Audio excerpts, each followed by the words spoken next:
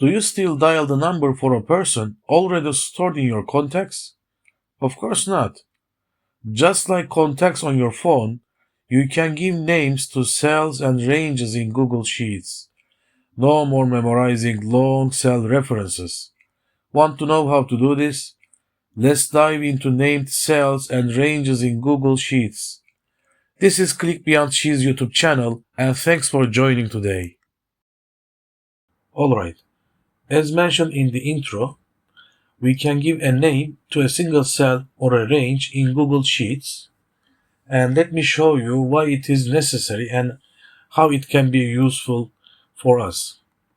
Well, let me zoom in. We have a table here, and it's a huge table. Let me go to bottom, and as you can see, we have 10,000 rows of data, including the headers. So suppose that in a different sheet, we would like to filter that data.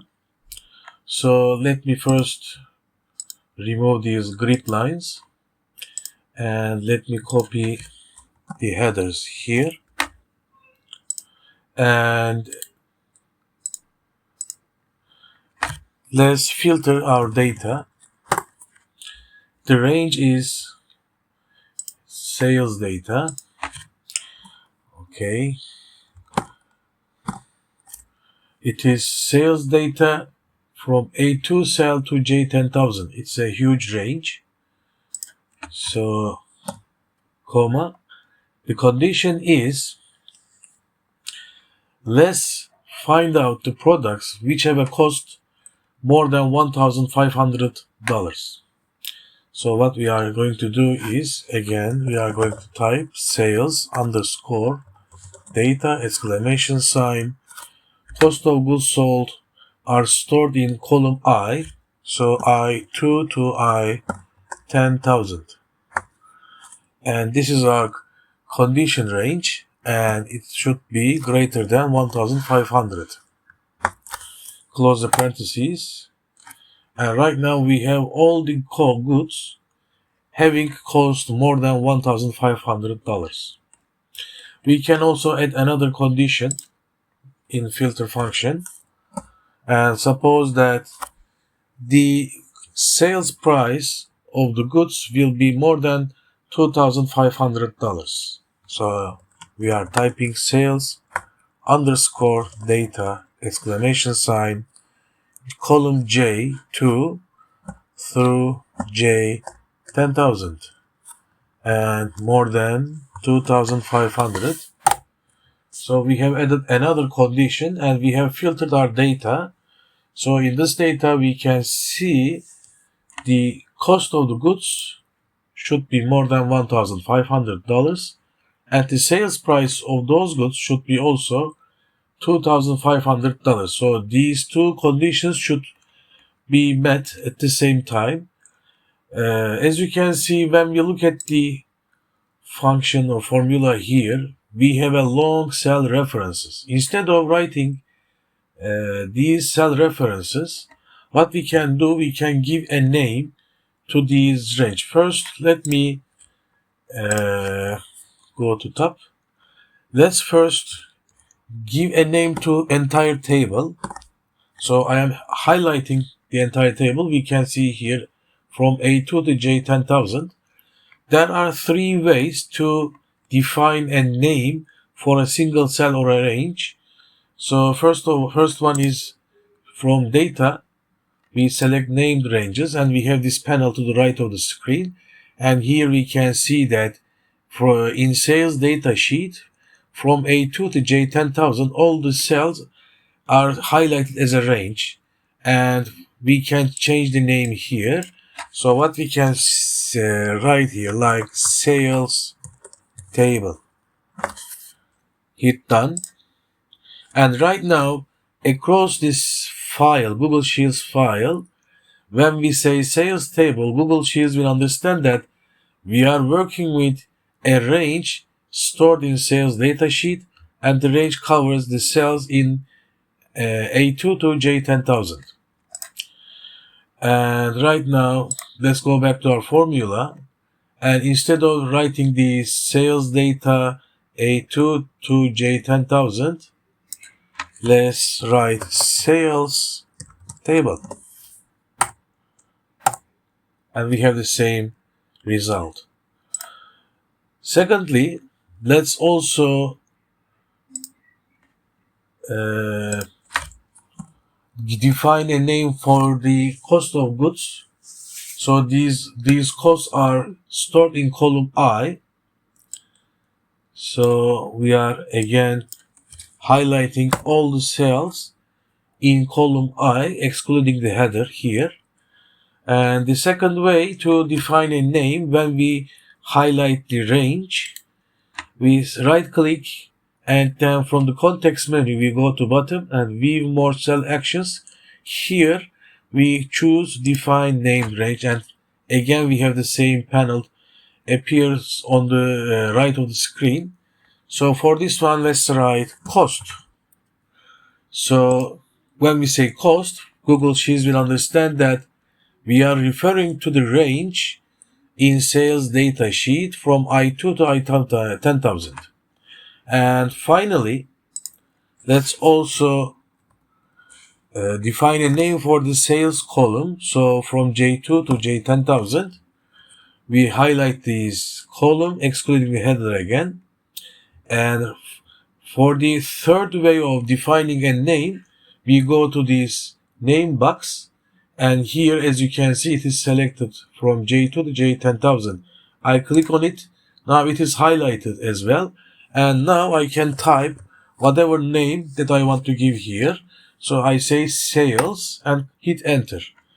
So to the right of the screen, we can see that we have three different names for three different ranges.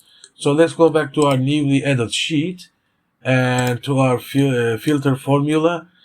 Here the condition was the cost of goods of these products. So instead of this one, I select it, delete it, and write cost.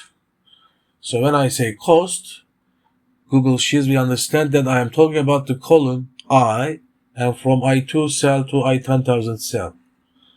And for sales column, which is column J, let me highlight it again.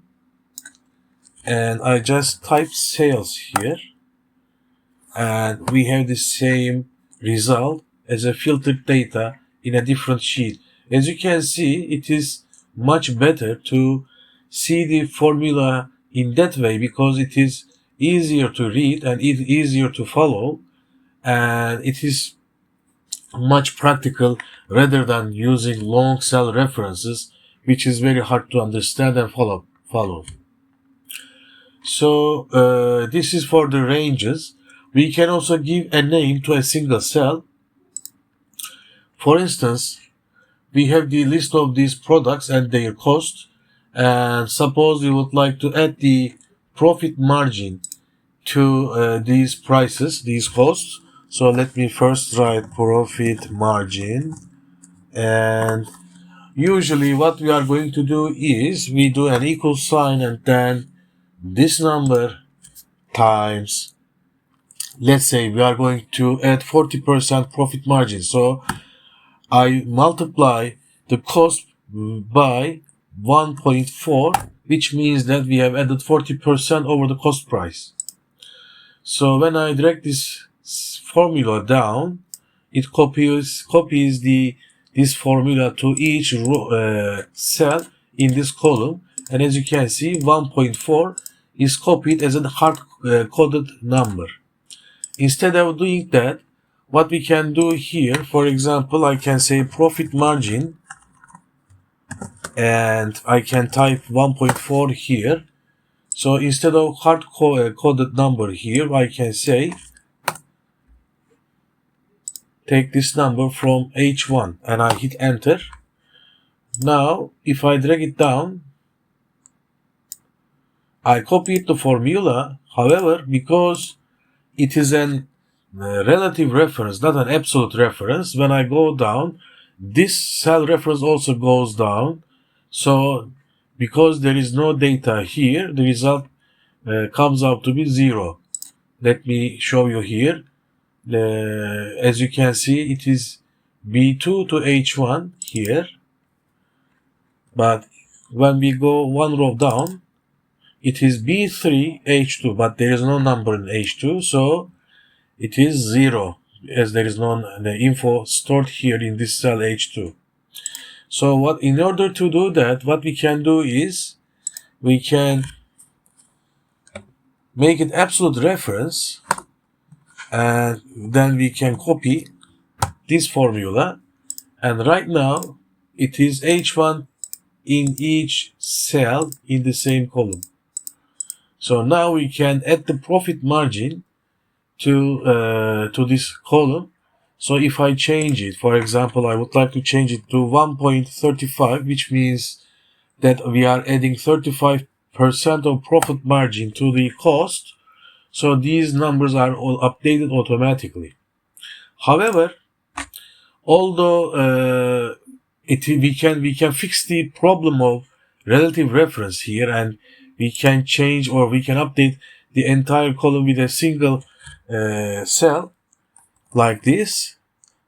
Maybe the problem can be the still referring the cell reference in a Google Sheets way, but we can actually give a name and make it more readable.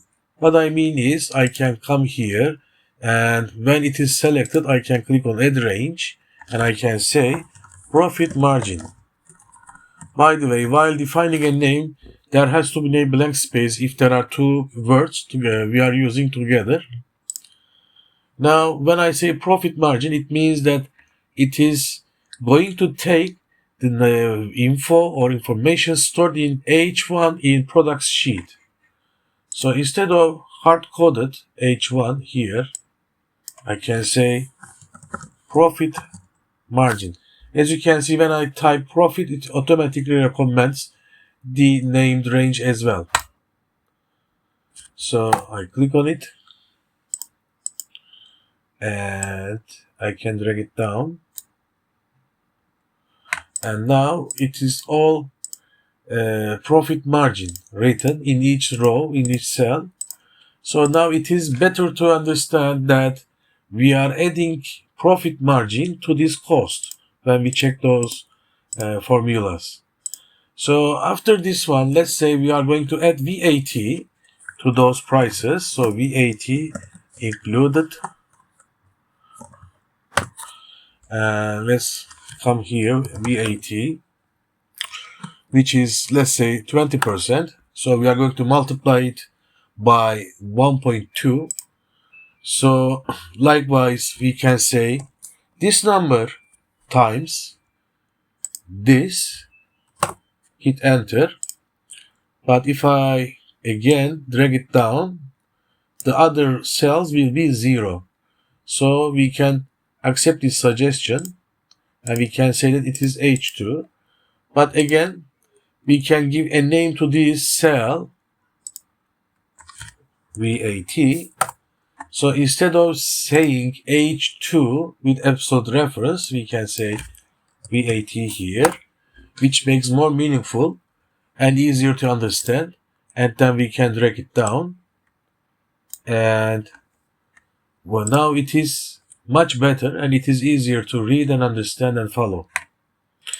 As you can see, we can use those named cells or named ranges in different sheets. To make things better, we can also use those ranges in a different Google Sheets file. Let me show you. Let's open a new file, sheets.new, and we have opened a new file. Let me first remove those grid lines. Sorry.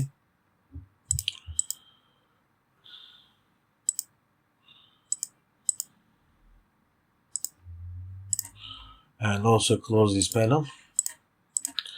Suppose that we are going to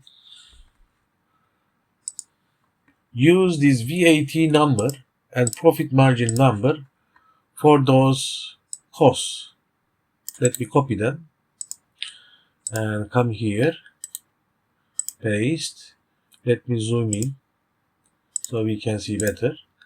And let's say profit margin as well.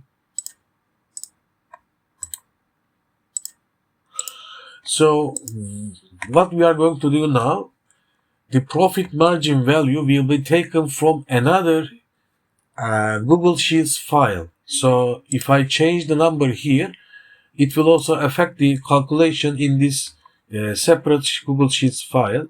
So what we can do here, again, we do an equal sign and this number times, let's say, profit margin. Let's write like this. Now it doesn't understand because we have to explain what profit margin means in the different Google Sheets files. So we have to make a connection. In order to make this connection, we are going to use a function called import range. Let me leave some blank space here.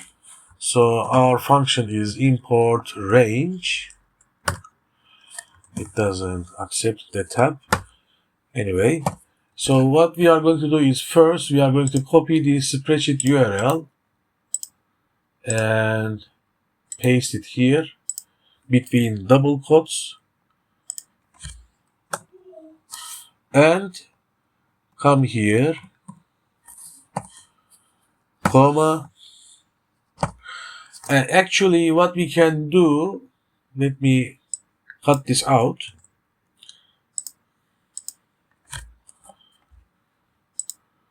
Profit margin is stored in products sheet and cell is H1. So let me write it here as the range string, products, exclamation sign, H1 and double quotes, close the parentheses, hit enter. For the first time it is going to ask to allow access. So we click on it so that we can make the connection. So now we can have the same calculation. But if you notice that we have written here products exclamation H1, so I give a complete cell reference. Instead of this one, I can type profit margin. And again, we have the same calculation, same result with the source file. So I can drag it down and it will understand that I am going to interested in this number. So likewise, we can also add the VAT, and VAT will be taken from the other source file. So let me again make the formula. This number times import range spreadsheet URL between double quotes. Let's copy the URL here and come here.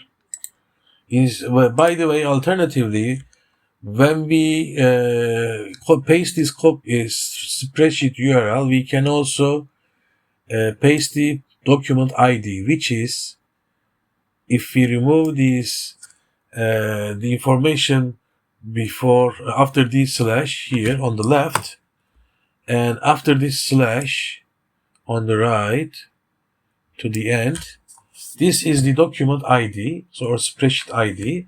So it can be a shorter version. And now we are going to write the range string.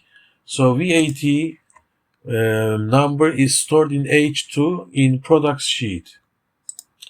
Come here again, products, exclamation sign, and cell is H2, close the parentheses, and $2,706. So it's correct. So instead of the range string, again we can write VAT as the name of the cell. And we can drag it down to apply the formula to the bottom of the table. And we have the same calculation. So in this video, we have talked about naming a single cell or ranges in Google Sheets. As you can see, it is a very practical way of working with the data in Google Sheets. So that should do it for this video. Thanks for watching, and I will see you in the next one.